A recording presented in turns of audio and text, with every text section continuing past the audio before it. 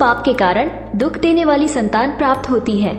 एक समय की बात है, माता पार्वती भगवान शिव से कहती हैं, हे स्वामी, आज मैं पृथ्वी लोक पर भ्रमण कर रही थी, तब मैंने देखा कि हर मनुष्य की दूसरी संतान अपने ही माता पिता को दुख दे रही है और उनकी आज्ञा का पालन नहीं कर रही है तथा उन्हें घर से बाहर तक निकाल रही है। हे स्वामी, आखिर कलयुग में इतना पाप क्यों बढ़ रहा है? कृपा करें और मेरी जिज्ञासा को शांत करें। तब भगवान शिव कहते हैं, हे देवी पार्वती, अभी कलयुग चल रहा है और जिस घटना की आप बात कर रही हैं, वो भी एक गाय का ही श्राप है, जिस कारण से मनुष्य की संतान आज उन्हें दुख दे रही है।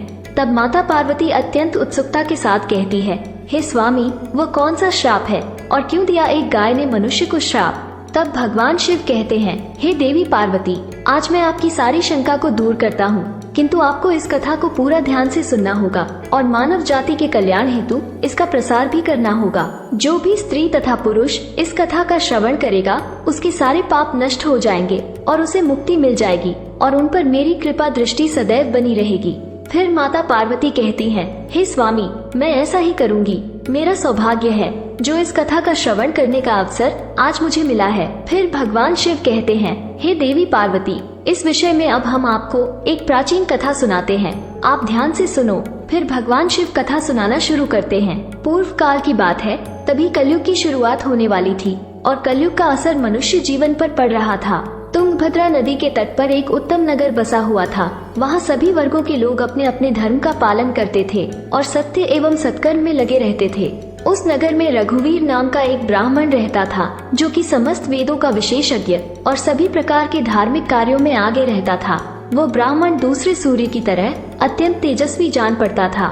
रघुवीर धनवान ब्राह्मण होने के बावजूद भिक्षा मांगते हुए जीवन निर्वाह करता था। उसकी पत्नी का नाम सुभद्रा था।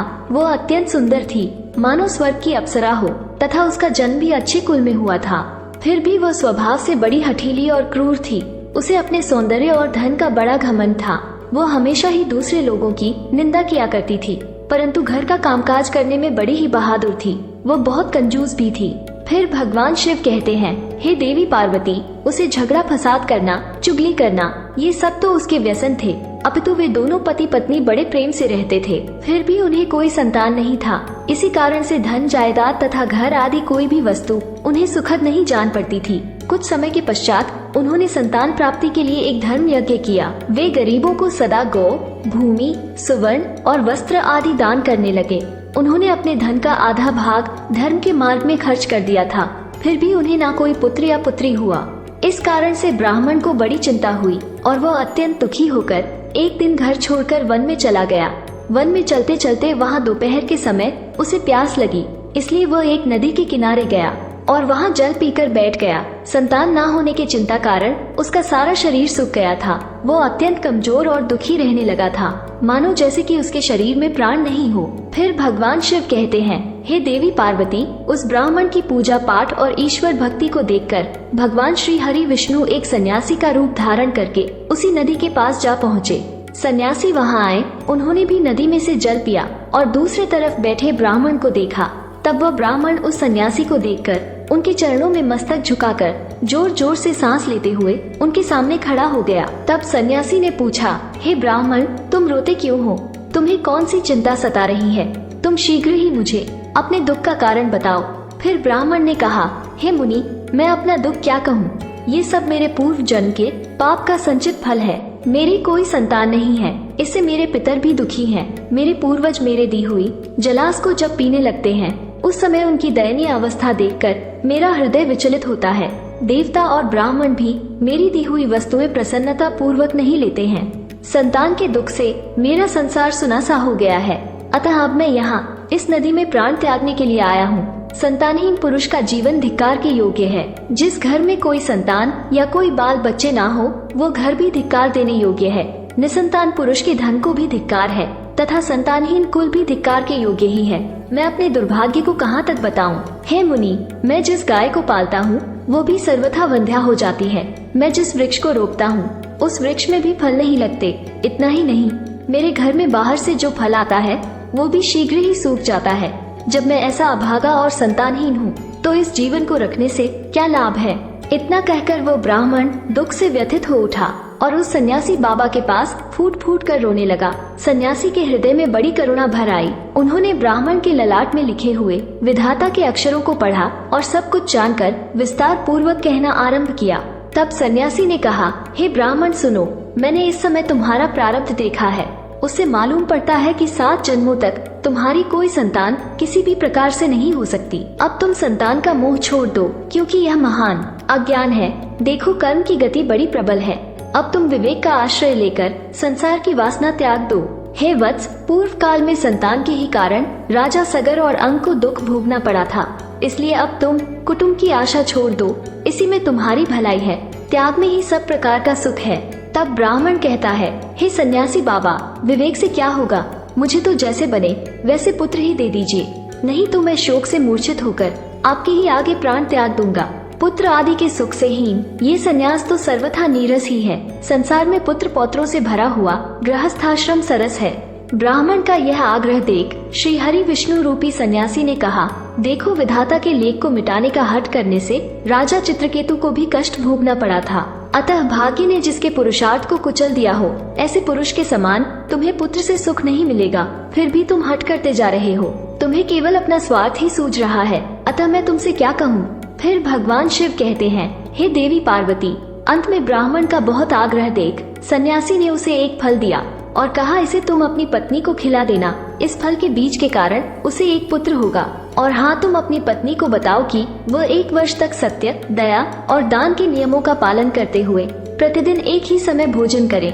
इससे उसका बालक अत्यंत शुद्ध स्वभाव वाला होगा। ऐसा कहकर वह सन्यासी चले गए और ब्राह्मण अपने घर लौट आया। यहाँ उसने अपनी पत्नी के हाथ में वो फल दे दिया तथा उसे फल के कठोर नियमों को समझाकर वो स्वयं कहीं चला गया। उसकी पत्नी तो कुटिल स्वभाव की ही थी। वह अपनी सखी के आगे रो रो कर इस प्रकार कहने लगी, अरे सखी, सुनती हो, मुझे तो भारी चिंता हो रही है। मैं तो इस फल को नहीं खाऊंगी। इस फल को खाने से मुझे गर्भ रहेगा और गर्भ से पेट बढ़ जाएगा। फिर तो मेरा खाना पीना कम होगा। इस कारण से मेरी शक्ति भी घट जाएगी। ऐसी दशा में तुम ही बताओ, घर का काम धंधा कैसे होगा? यदि किसी कारणवश गांव में लूट पड़ जाए तो गर्भिणी स्त्री भाग कैसे सकेंगी? यदि कहीं सुखदेव जी की तरह ये गर्भ 12 वर्षों तक मेरे पेट में ही रह गया तो इसे बाहर कैसे निकाला जाएगा? यदि कहीं प्रसव काल में बच्चा टेढ़ा हो गया तब तो मेरी मौत ही हो जाएगी। बच्चा पैदा होते समय बड़ी असहाय पीड़ा होती है, ऐसा भी मैंने सुन रखा है। मैं तो सुकुमारी स्त्री हूँ, भला उसे कैसे सह सकूंगी? गर्भवती अवस्था में जब मेरा शरीर भारी हो जाएगा और चलने फिरने में आलस्य लगेगा, और यह नियम का पालन तो मेरे लिए बहुत ही कठिन दिखाई देता है। जिस स्त्री की संतान होती है उसे बच्चों के लालन पालन में भी कष्ट भोगना पड़ता है। मैं तो समझती हूँ कि बांझ अथवा विधवा स्त्रियां ही अधिक सुखी होती है। इस प्रकार का तर्क लगाते हुए उस ब्राह्मणी ने फल को नहीं खाया। जब पति ने पूछा कि तुमने फल खाया, तो उसने कह दिया, हाँ खा लिया। फिर एक दिन उसकी बहन कल्याणी उसके घर मिलने आई। तब सुभद्रा ने उसके आगे अपना सारा वृतांत सुनाकर कहा, बहन, मुझे इस बात की बड़ी चिंता है कि संतान ना होने पर मैं पति को क्या उत्तर दूंगी।